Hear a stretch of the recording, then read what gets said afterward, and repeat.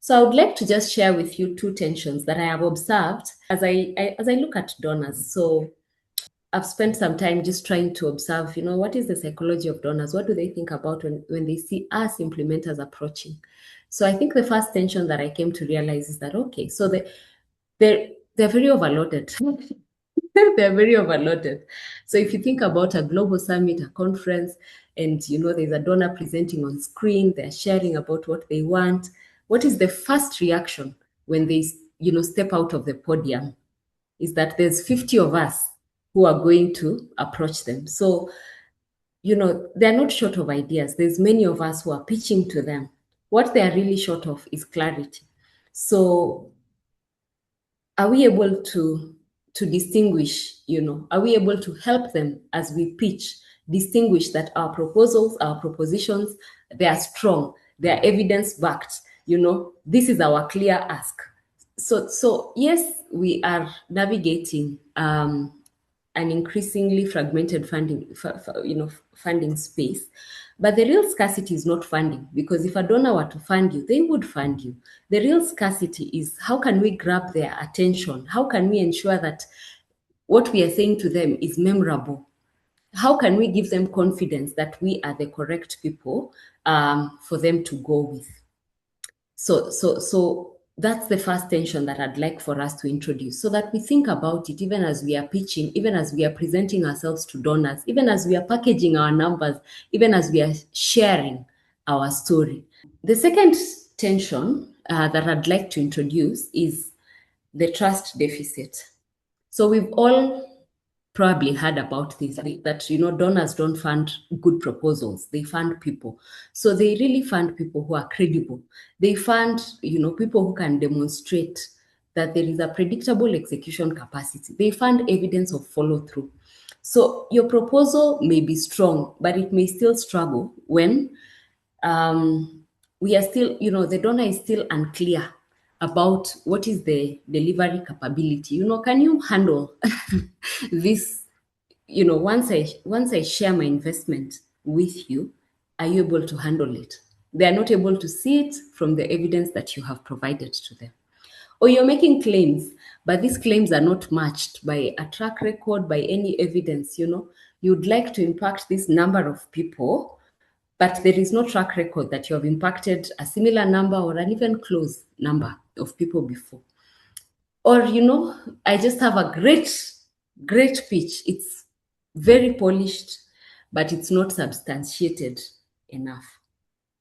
So that's when you sort of struggle, and the donor is like, can I trust them? So what happens is that many of our pitches, we really overinvest in the persuasion. Can we persuade this donor? We want to match our language. We even want to match our colors to them, but we are under-investing in the trust signals. So, how can we ensure that we are embedding our trust signals? Is our ask very specific? Is the scale realistic? Is there, clarity of the pathway in implementation? So, is there a clear pathway from the problem to the impact and where the donor's investment comes through? Are we honest, about our constraints? Because when we are pitching, we are presenting ourselves as, the mechanism that delivers impact to the donor. But are we also honest about what is constraining us? And is there evidence of, we have done this over 10 years, we have done this over 20 years, this is what we have learned. We have reiterated, this is where we started. This is what we have learned as we have gone through. So, is there learning and iteration, or is it just a new, novel, unique idea all the time? So these two tensions are what I would like to introduce us to, even as we think about how then do we pitch? What are some of the mistakes we make as we present ourselves to donors? So the hope is that this donor pitch training is able to close the distance between what the implementer knows is strong work and what the donor can immediately understand, can immediately trust, and can immediately invest in. So what we are saying is that, decision-making for the donor will sit at the intersection of the two tensions that we've already introduced, the overload and the trust. So on one hand, there's too much information competing for attention, but on the other hand, there's just uncertainty about who can reliably deliver. So it's not really about the proposal or the packaging, but it's really what is both understandable and sufficiently credible, so that we reduce risk from the donor's end. So the training really has three objectives. So the first one is learning how to create clear, persuasive, and compelling donor pitches that attract support and funding opportunities. The second one is exploring practical storytelling and presentation techniques and tailoring messages that make fundraising conversations more engaging and memorable. And the third is identifying common mistakes made during donor engagement and learning practical ways to improve communication and presentation skills.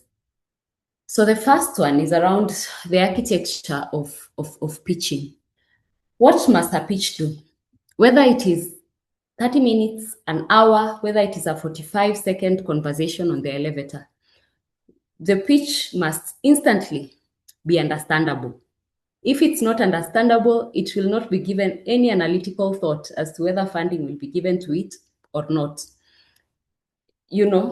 So even if it's the proposal, if it's the pre-proposal, if it's the concept note, if it's your slide deck, the first filter that you must look at it with, is it instantly understandable? And just to share something that I saw on LinkedIn the other day, is that your first pitch as an organization is your website.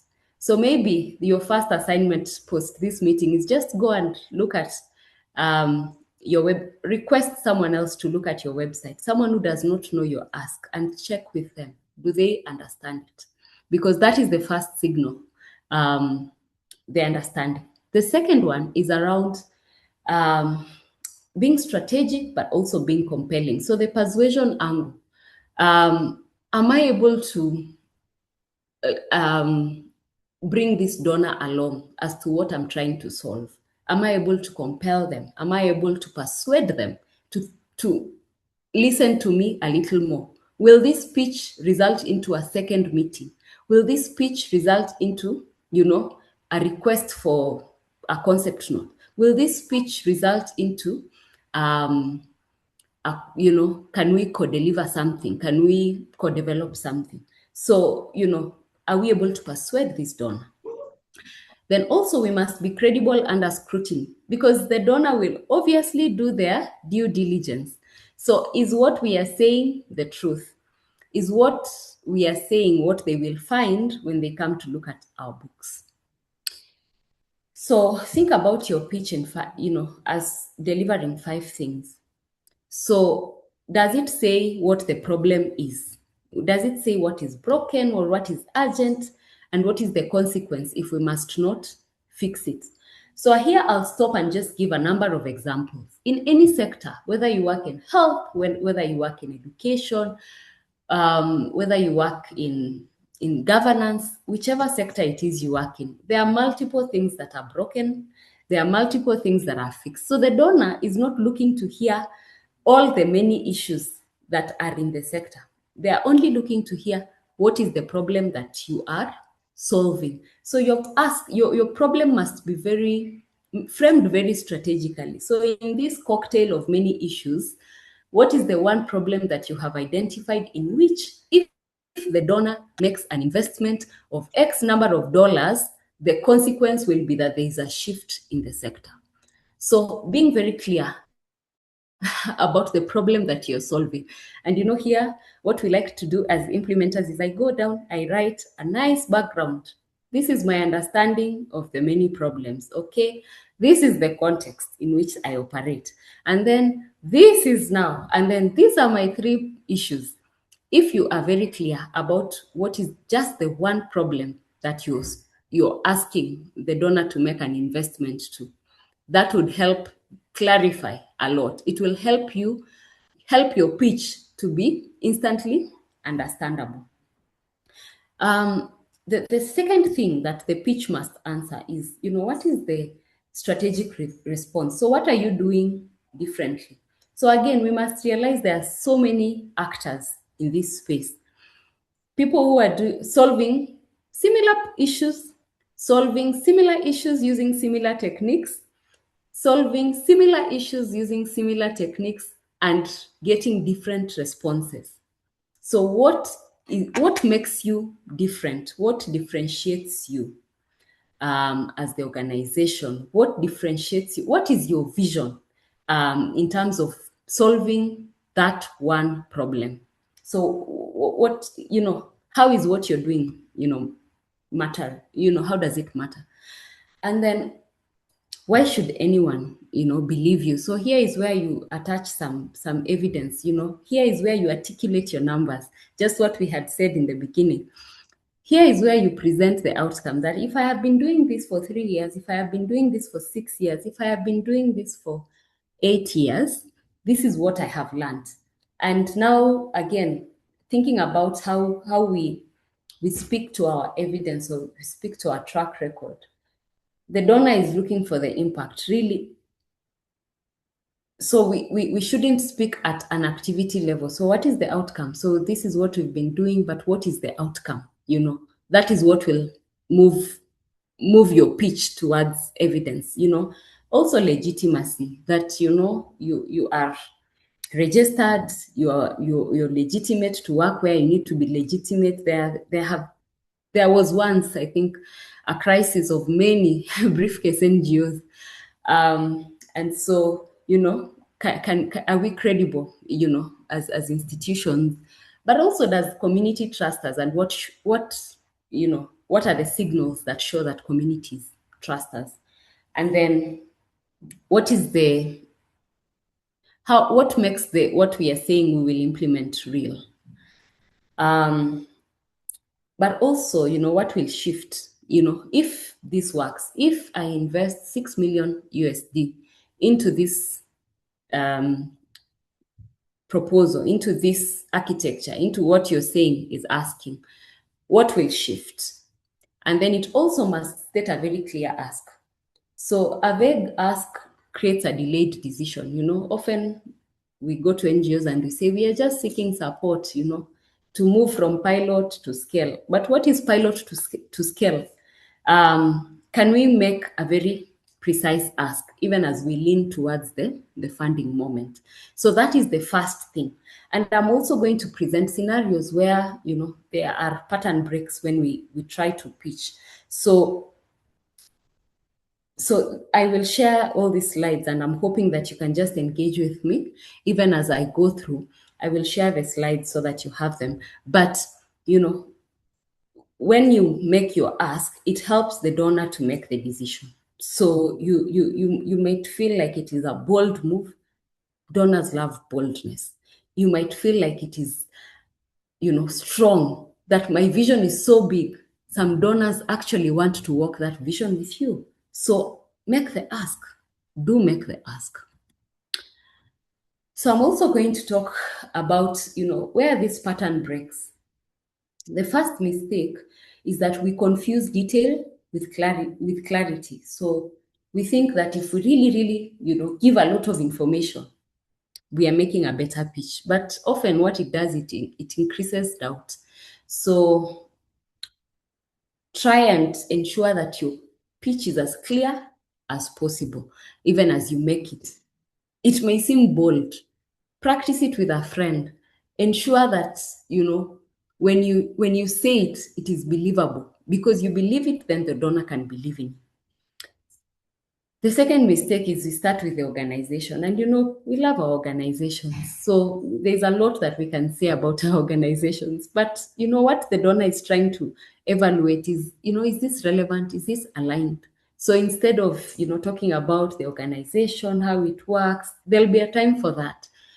Ensure that you're trying to get the alignment. Ensure that you're trying to get the alignment. The third mistake is that you're under-specifying the ask. So we would like that you support us to scale. That does not help the donor make a decision. What is scale according to you? What does that mean in terms of an investment? Why and how is this investment going to be broken down? Are we saying there's 3 clear phases. We are asking you to move from this phase to this phase.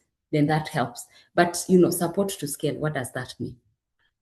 Then the fourth mistake is a weak causal logic. So the problem you mentioned does not link to the intervention, does not link to the outcome. So what is that connection? What is the implementation pathway, and how does it help to get to impact? I was in a meeting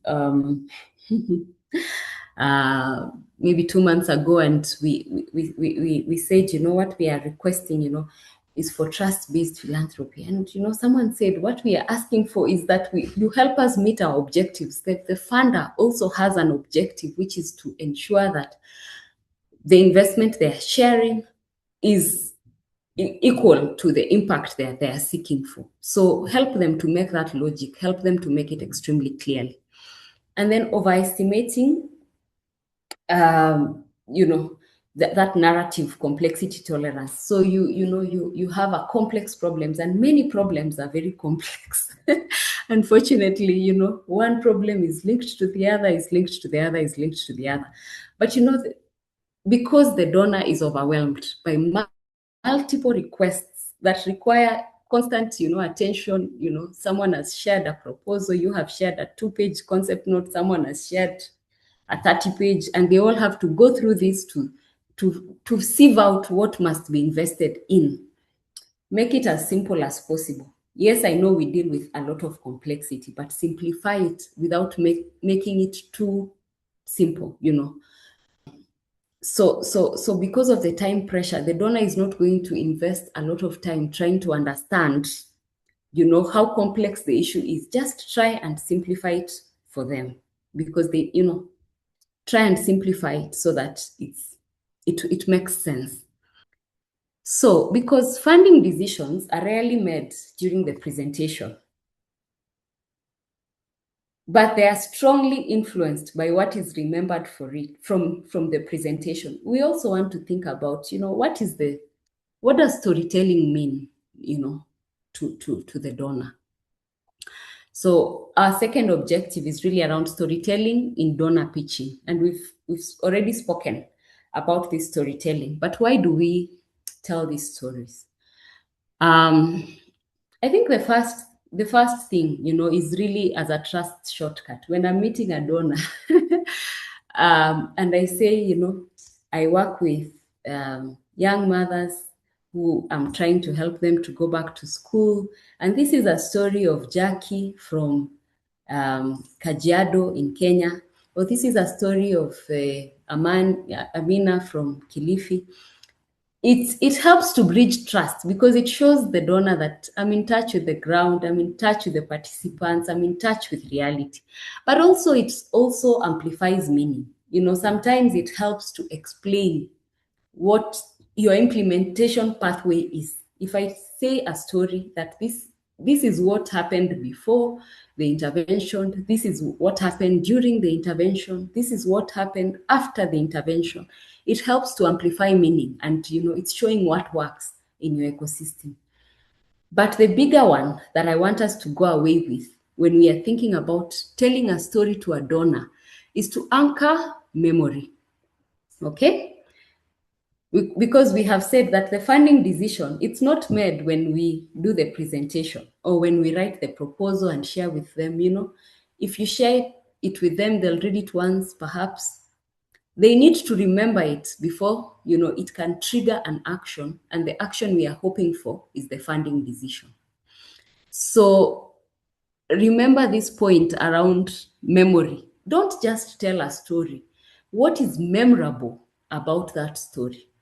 So does this individual story link to a structural issue that the donor cares about?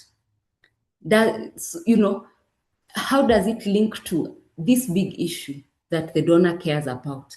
And then how does it link to the programmatic response that you're sharing?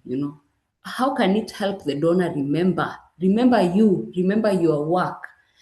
So stories work when they reduce uncertainty. So can it help the donor to understand the problem better? Can it help the donor to understand, the contextual background Why is this problem still a problem in Liberia?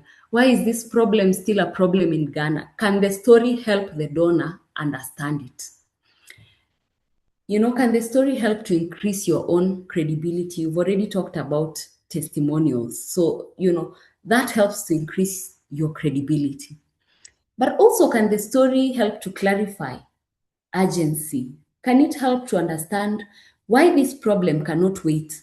Why it cannot wait for another moment to fund it? Why it cannot wait for 30 years? Why it cannot wait for another 10 years?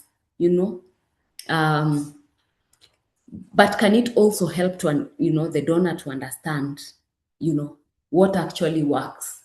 That if I work in a county, if I work in a district, this is why what I'm doing works. I tell the story.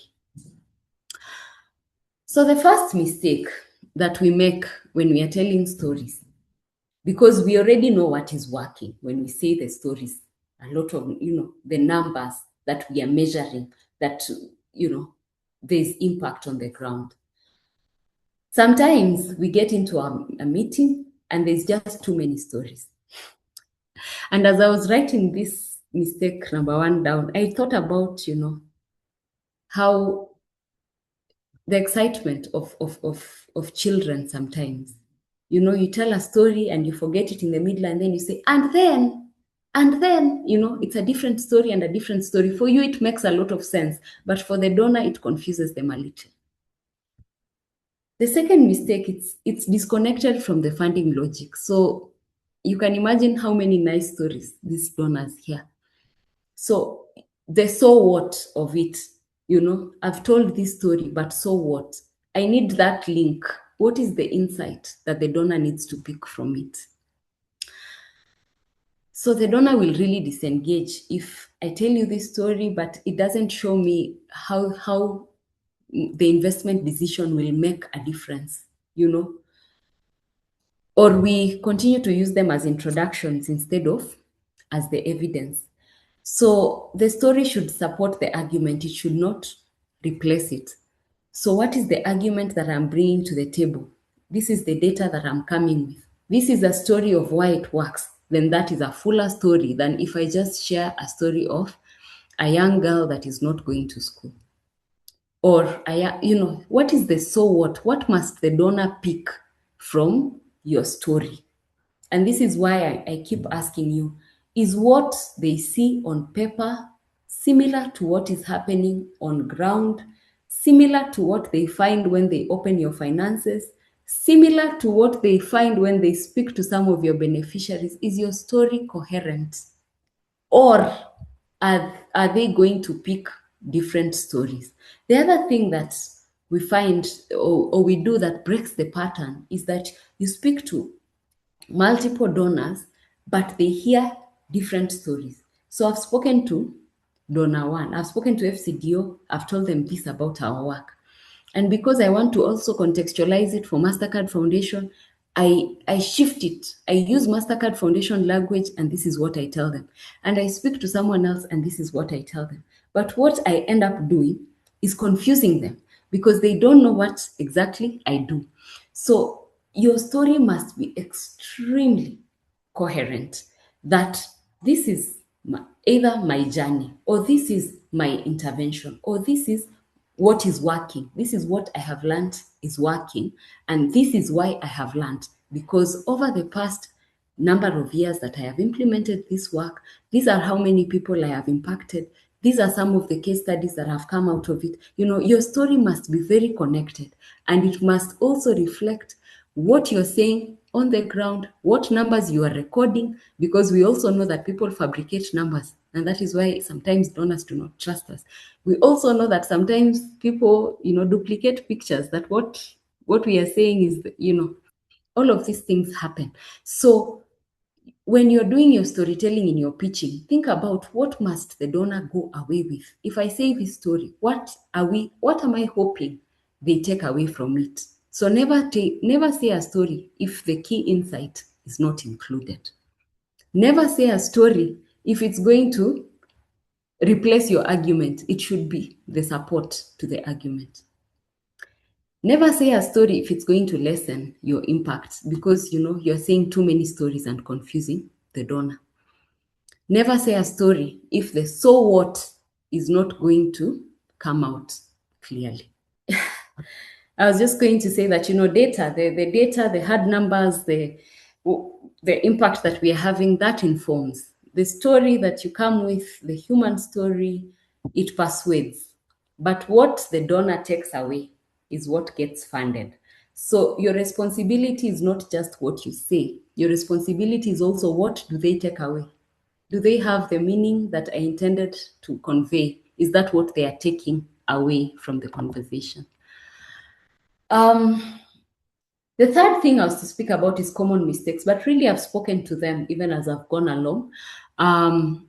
The first thing you want to avoid is confusion, because confusion, what it signals to the donor is that this is risky. This is going to be a risky investment because I don't understand it. I don't fully understand the problem that this organization is trying to solve. So that clarity mistake is what is the one thing you want to really avoid. And some common issues, too many priorities in one pitch. You want to show that you understand the sector so well, you understand the issues, but you're not providing a clear hierarchy of what issues you're really trying to solve. Or you're providing too long a background and they switch off way before you ask.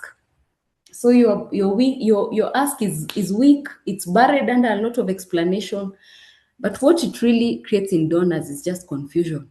So they will sit, signal, nod their heads, act as if they are interested, but really they're not making the decision. They say, we'll get back to you, and they don't get back to you. So try to be as clear as possible. They say, try to understand the problem that you're solving in a way that you can even explain it to a child. Once you are as clear as that, then now you're ready to go and pitch. Or it's a good idea, but I'm not able to defend it. Remember that who you're speaking to may not be the final decision maker.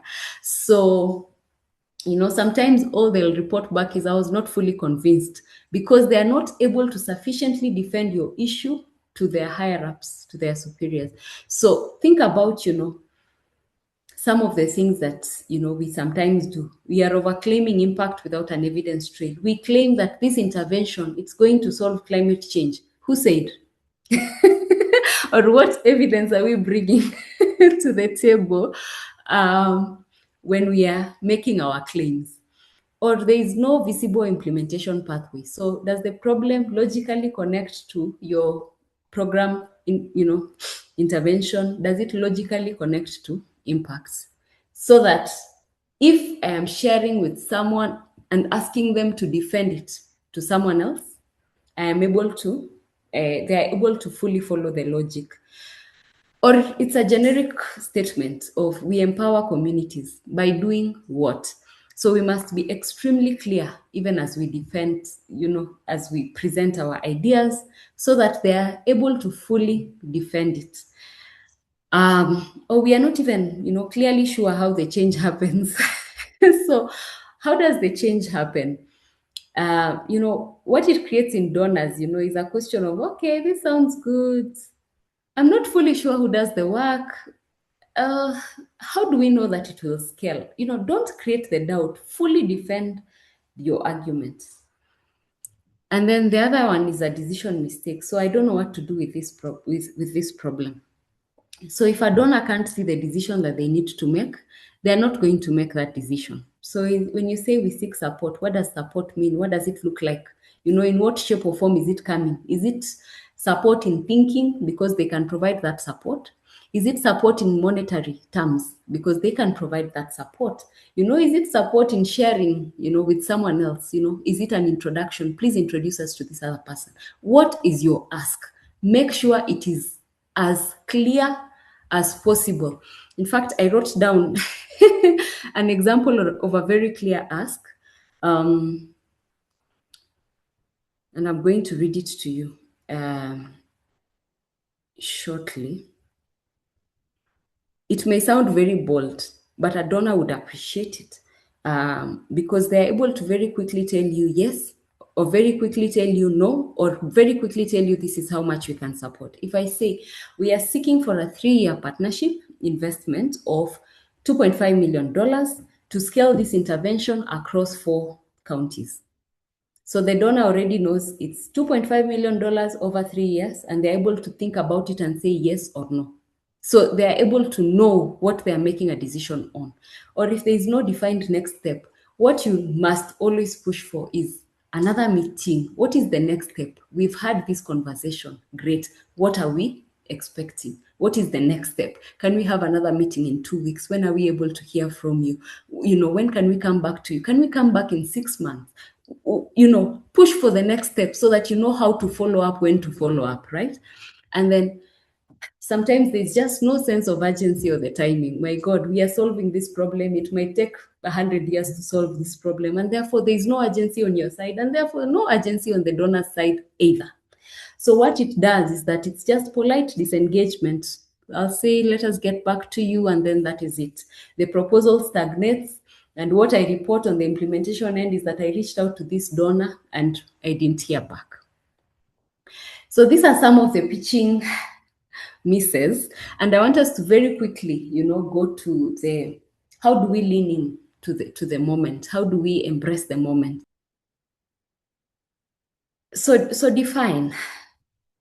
I think the first thing is really just to define what the pitch is for. What decision are we hoping this pitch is going to unlock? So sometimes you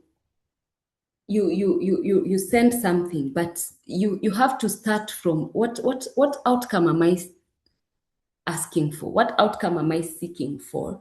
Or even if it's just a conversation, after these 30 minutes, what am I hoping for? Because sometimes we just go to share our work, and that's the donor language, that please just tell us a little more about your work. But in our minds, as we prepare for that pitch, we are not just sharing the work. We want approval to fund a pilot. We want an invitation to submit a proposal. We want give us a 2-pager. That's what we want. We want renewal of existing funding, and you must be clear around that as you even shape your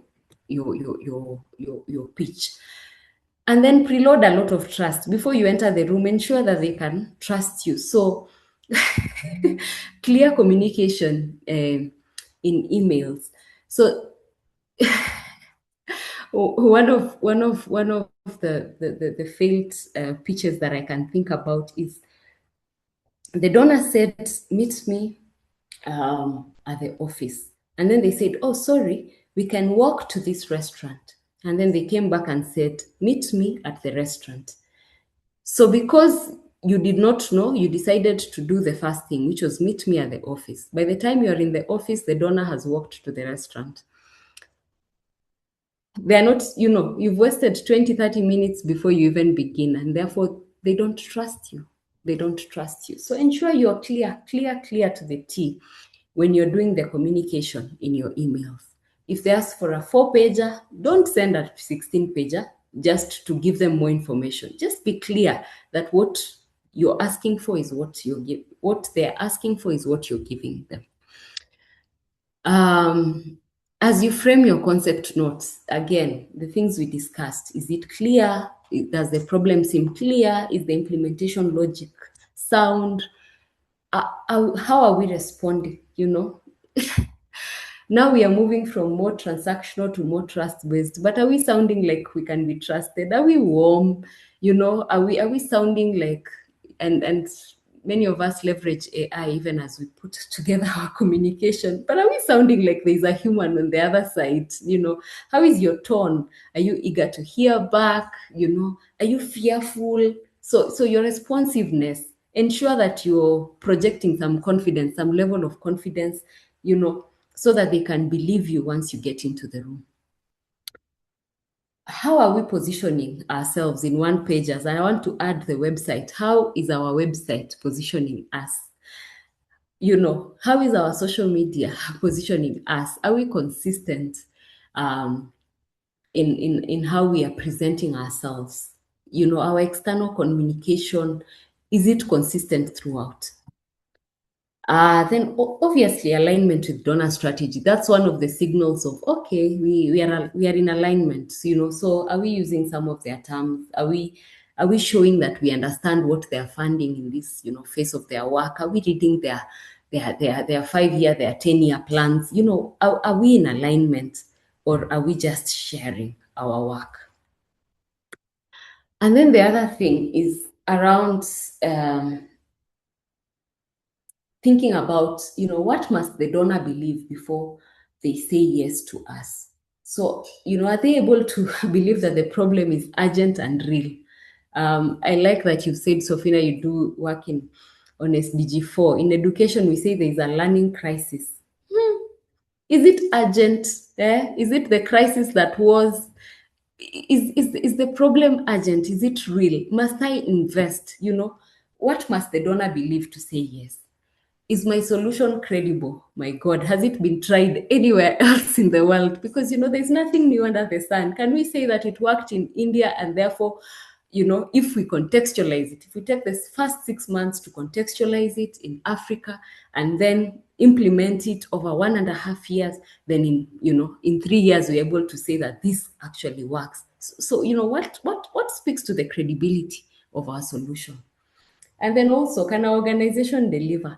We know that what we can comfortably manage is 500,000 US dollars. But what we are asking for is 6 million. My God, there's a mismatch. Is what we are saying able to be believed? If there are any risks, how are we managing the risk? How are we managing the risk? And is the timing right? Yeah. So what evidence will create that belief? Your data, your stories, your track record, and the clarity of how you're implementing. That's how you lean in to the moment. And then also anticipate. You don't want to react, anticipate. Anticipate donor resistance before it's spoken. So prepare adequately, not just for what you do, because what you do, your operations, but also just anticipate that question of, but we already found something similar. So what is the differentiation? So show up ready. Or the donor can say, this feels too broad. So what is your specific entry point? So that you say that, my entry point in this context, in this district, or in the country that we work in, this is the entry point. Yeah.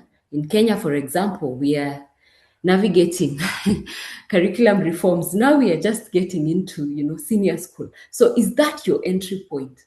Because you don't want to say you are impacting the entire sector. Well, I mean, we can't solve all the problems of the world. We can solve some. Let's be sure that we have a very specific entry point. What is your pathway? How scalable is this? Donors are always looking for a way to scale. Are we showing that we are working with communities? Are we showing that we are working with the government? Are we showing that it is embedded in policy priorities that the government is currently grappling with? What is your pathway logic? How scalable is your solution? Or are you just working in a vacuum, and saying that you have this wonderful idea? And then what makes you credible to deliver this? Because many people can deliver.